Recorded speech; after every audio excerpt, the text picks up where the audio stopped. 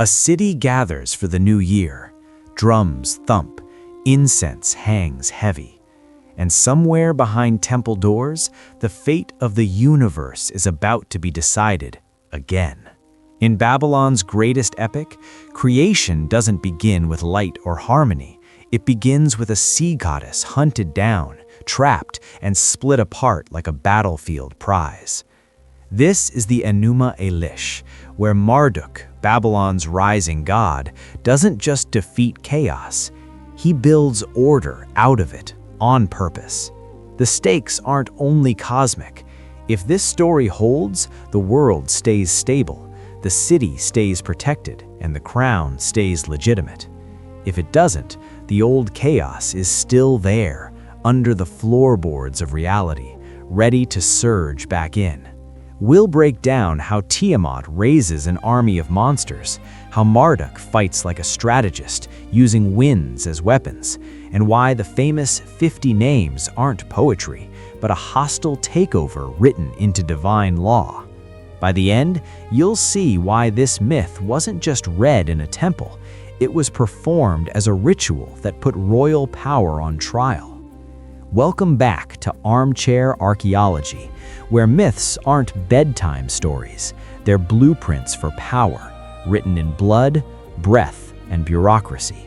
Stay to the very end, because there's one wild New Year detail people always leave out.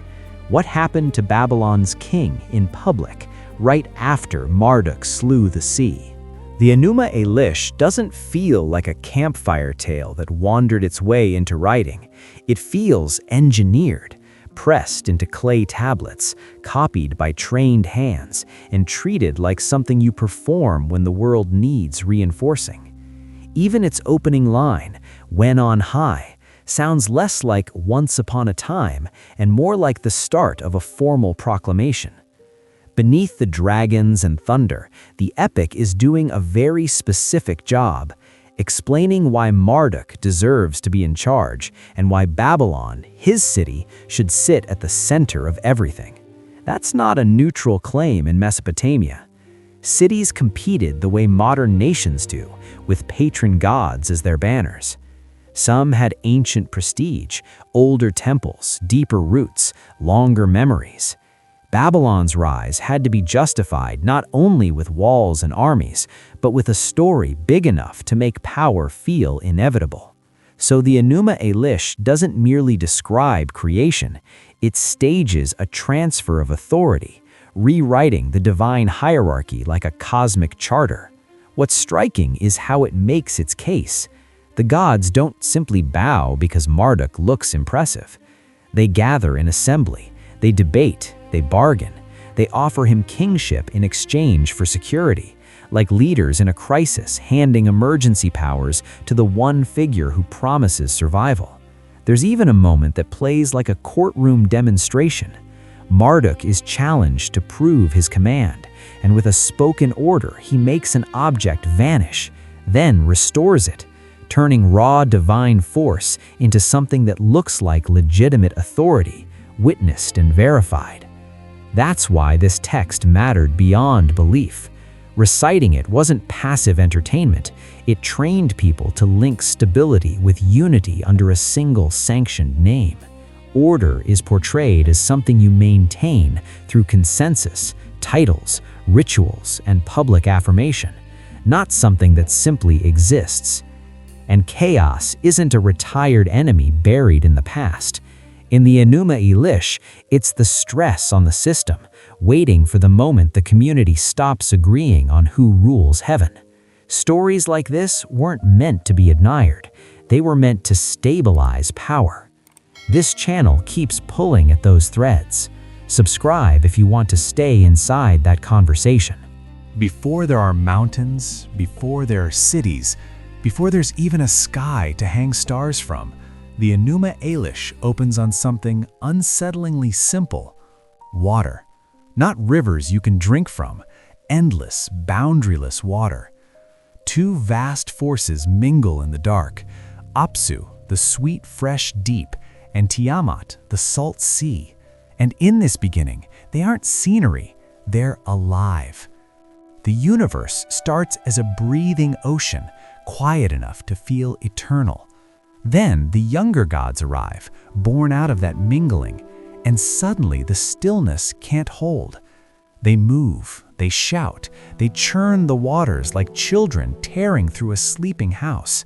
It's almost domestic at first, an older generation craving peace, a younger generation incapable of being quiet. But here, noise isn't just rude. Noise is change, and change is what topples thrones. For the primordial beings like Apsu, calm equals control. If the new gods keep stirring, the old order dissolves. And the epic leans into a truth that still feels familiar. Not everyone welcomes progress when it costs them authority. For the ones who came first, creation doesn't feel like a miracle. It feels like an invasion. The world is getting crowded, loud, unpredictable, exactly the conditions where power slips.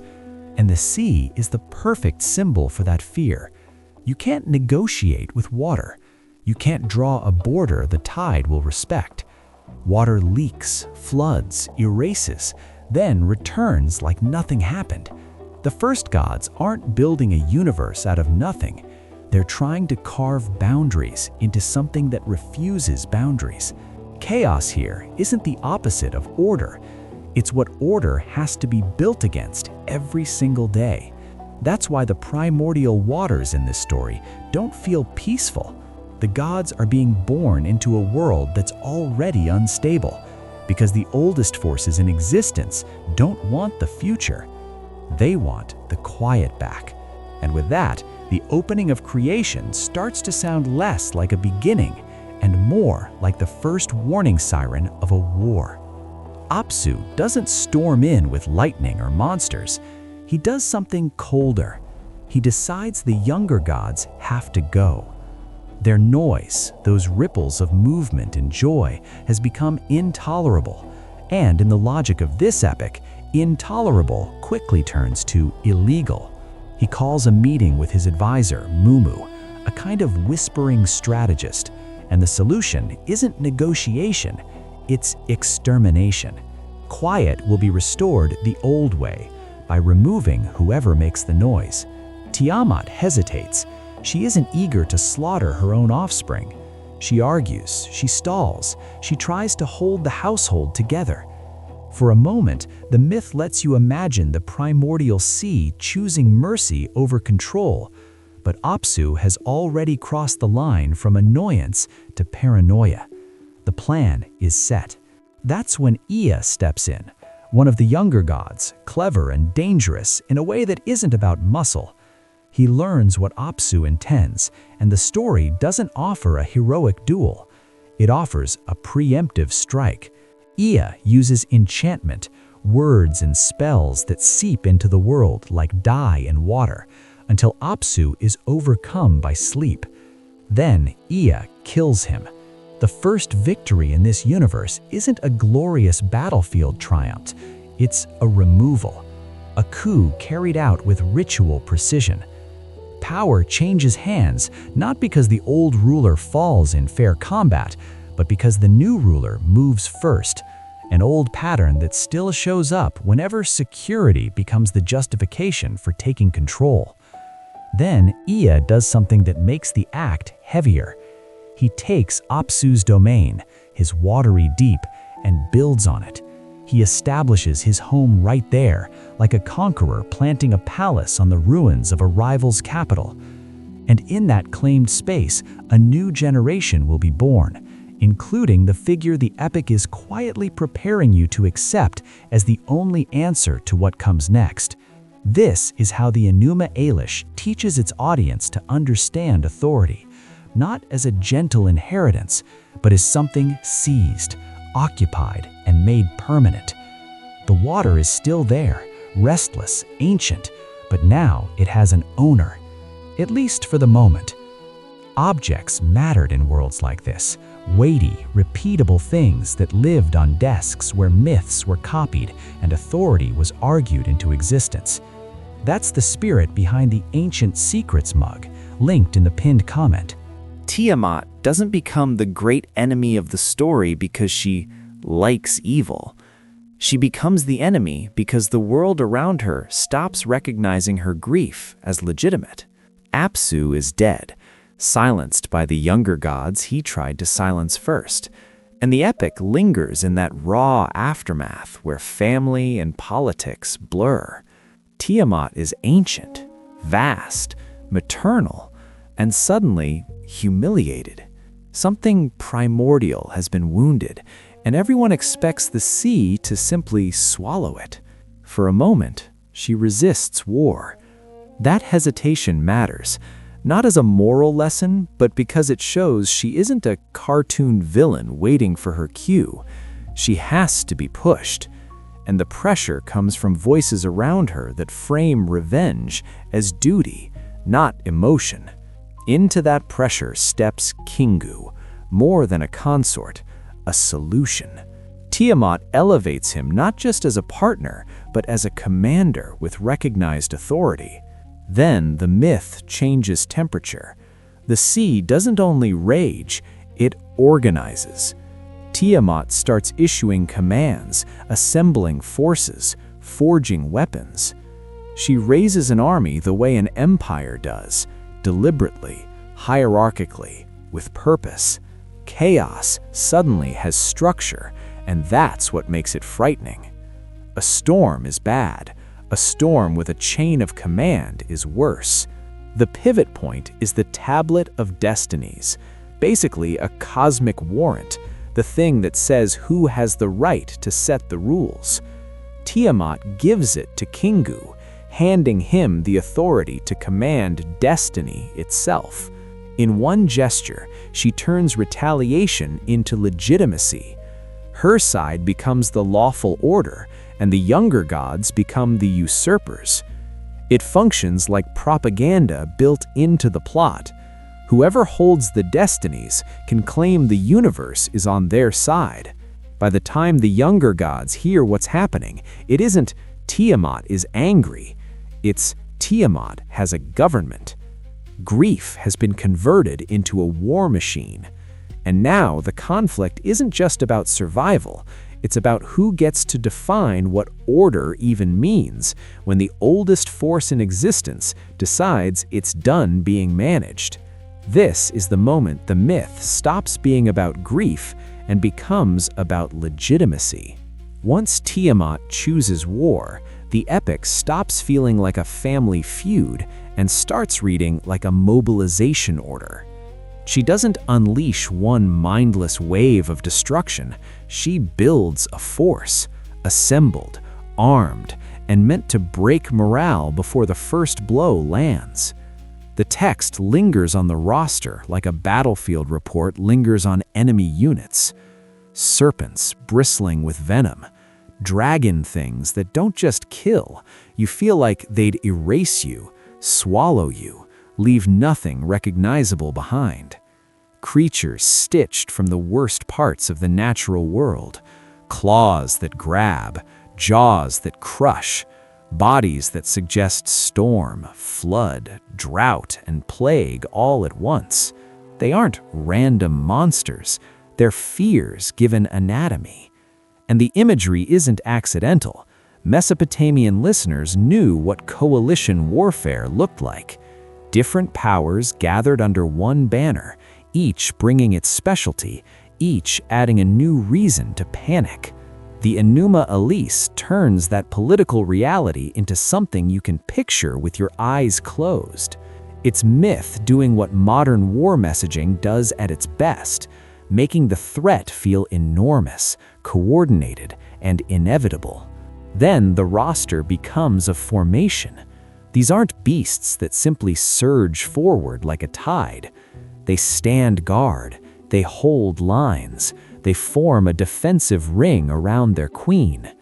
The sea, something that should be shapeless, has learned drill. Chaos starts behaving like an empire.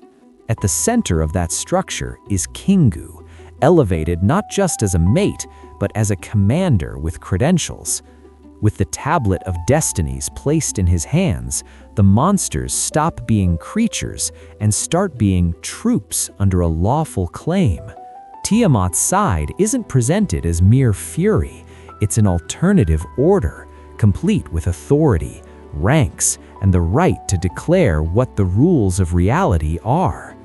So when the gods tremble and look for a champion, it isn't because they fear teeth and scales alone. They fear the possibility that the thing they call chaos can dress itself as order and persuade everyone to salute. The threat isn't the monsters themselves, it's that chaos has learned how to govern. At this point in the story, would you still call Tiamat's side chaos, or does it look like a competing system of order? By the time Tiamat's army is on everyone's lips, the younger gods don't sound brave anymore. They sound cornered. Envoys fly, councils convene. Every conversation circles the same question: who can face the sea and come back alive? And every candidate hesitates, because this isn't a simple duel. It's a war against something ancient, organized, and furious. That's when Marduk steps forward, and he doesn't offer heroism for free. He listens to the panic, hears the pleas, and answers like a negotiator. If he fights and wins, there's no returning to the old system where the gods bicker as equals. He wants the throne, permanent authority, the right to command. It's a bold move because it turns emergency into leverage. Fear becomes the mechanism that lifts him to the top. If you've ever watched a crisis concentrate power in one pair of hands, you already recognize the shape of this bargain. The epic stages it as ceremony, not impulse. The gods gather in assembly like officials at a summit. They feast, they speak formal words, they issue decrees. And what they're really doing is building legitimacy. Marduk's power isn't treated as self-evident, it's tested, witnessed, and publicly confirmed. In the famous demonstration scene, they challenge him with a simple object. Marduk gives an order, and it vanishes, then returns at his word. It isn't presented as party magic. It's proof that his speech can reshape reality, that his rule is more than muscle. In this worldview, the universe obeys the one whose command holds. Only after that does the assembly seal the bargain. They grant him kingship, elevate him above the rest, and arm him with the right to act in everyone's name. The battle to come is framed as a rescue mission, but it's also an inauguration. When Marduk marches towards Tiamat, he isn't only going to fight for the cosmos, he's going to come back as its ruler, because everyone, terrified of drowning, agreed to crown the storm. Marduk doesn't march towards Tiamat like a brawler hunting a dramatic clash. He moves like a planner, someone who understands you don't punch the sea into submission.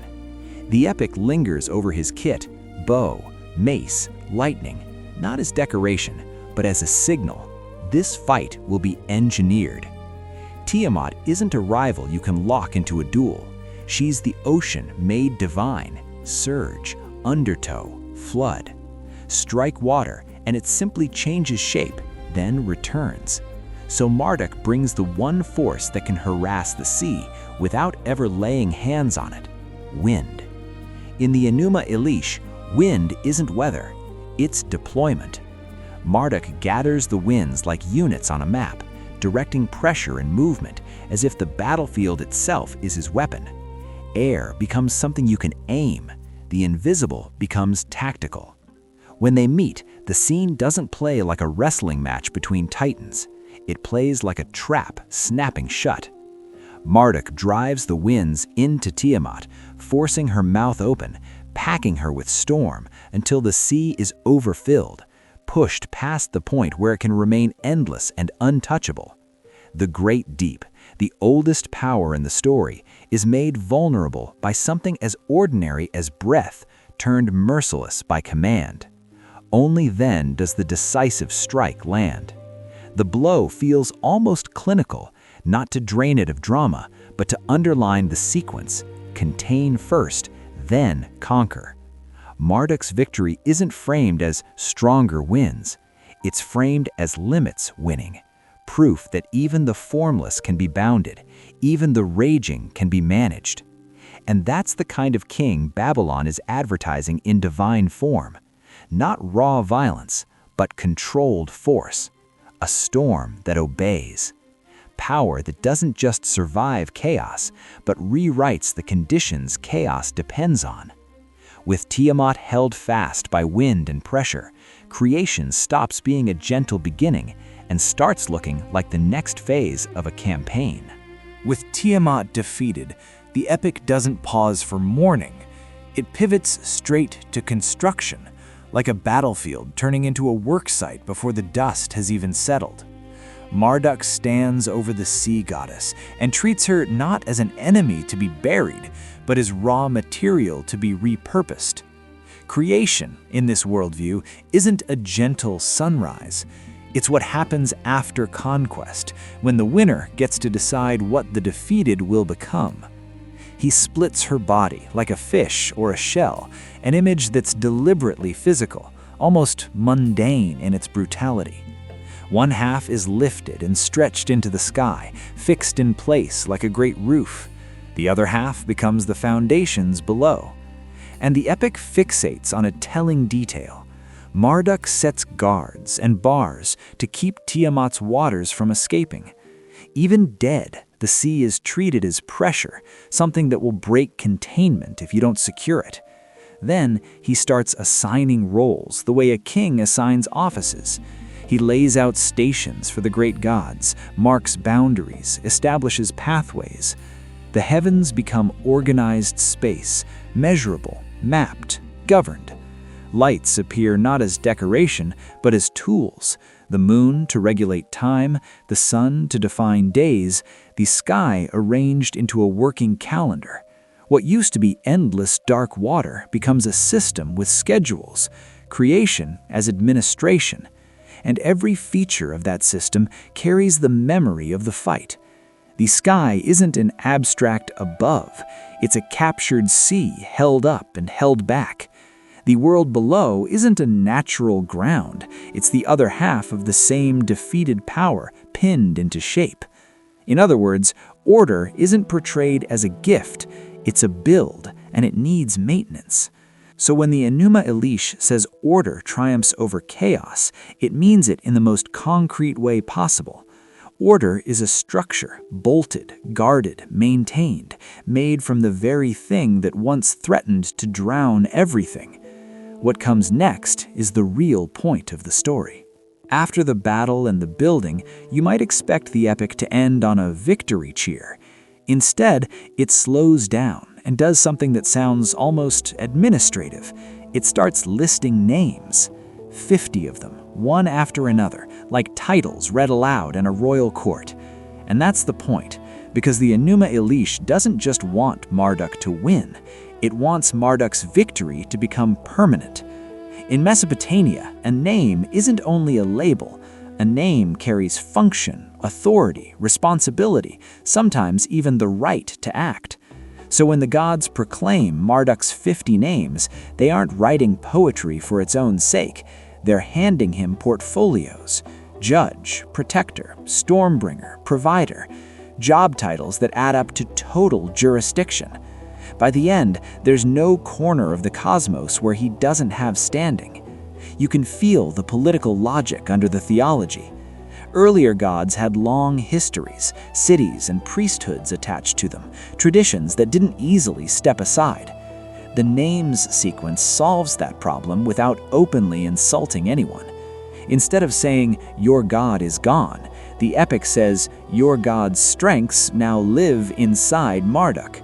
Healing and judgment, storm and agriculture, wisdom and war, each attribute is acknowledged, then absorbed.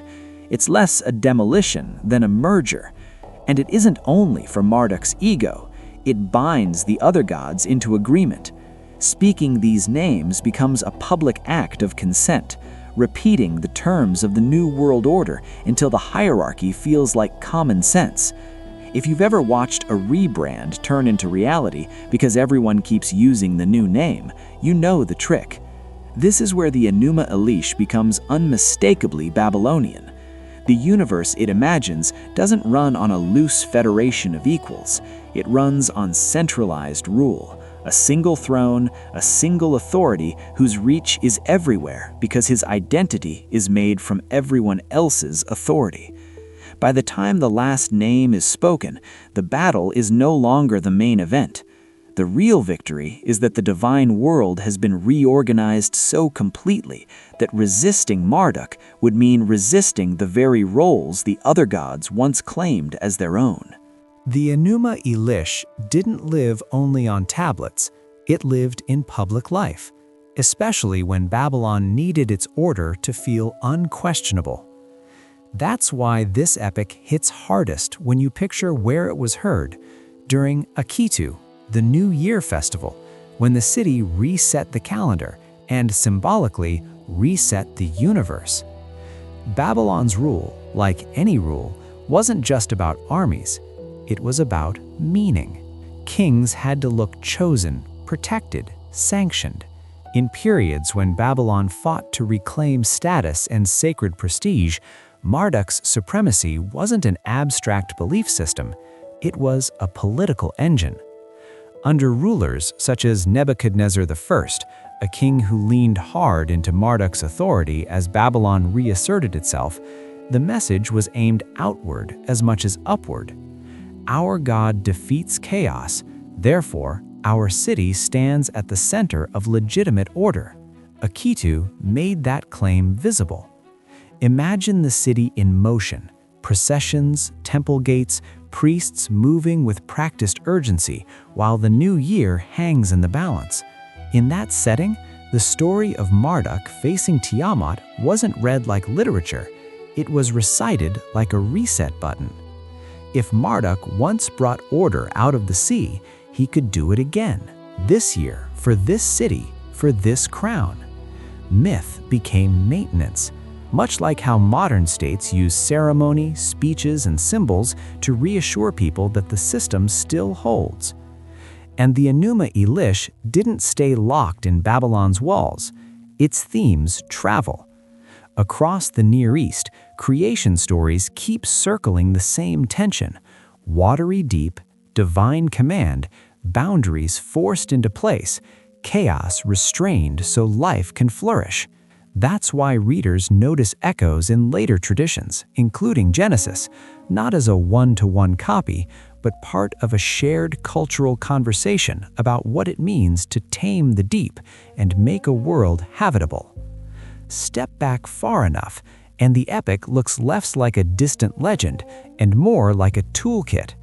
It tells a city how to narrate its rise, tells a king how to claim legitimacy, tells a population why order should feel fragile enough to require ritual, year after year, so the sea stays where it belongs. So what was the Enuma Elish really doing all along? It wasn't just telling Babylon where the world came from. It was telling Babylon why the world should keep agreeing to stay in shape. Tiamat's body becomes sky and earth. The monsters become a warning. The 50 names become a merger of divine authority. Everything funnels toward one idea. Order survives only when everyone accepts the same King of Heaven. Remember, order in this story only survives if it's publicly reaffirmed, which brings us back to the New Year gathering we opened with, Akitu, when the epic wasn't simply remembered, it was used.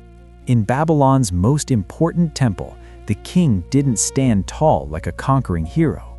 He was stripped of the symbols that make a king: crown, scepter, the whole visual language of I rule. Then the high priest brought him before Marduk's judgment and did the one thing people don't associate with official ceremony. He slapped the king. In public. And this wasn't a joke or a bit of theater. It was a legitimacy test, staged so the city could see power being checked.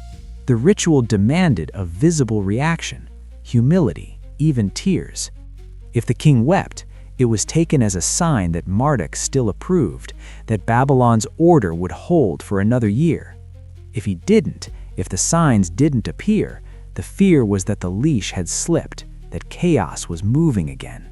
That's the payoff to Marduk slaying the sea. The victory wasn't only cosmic, it became a yearly contract, renewed through public humiliation, witnessed by the community, so everyone could believe the waters would stay behind their bars. It's hard not to hear something modern in that.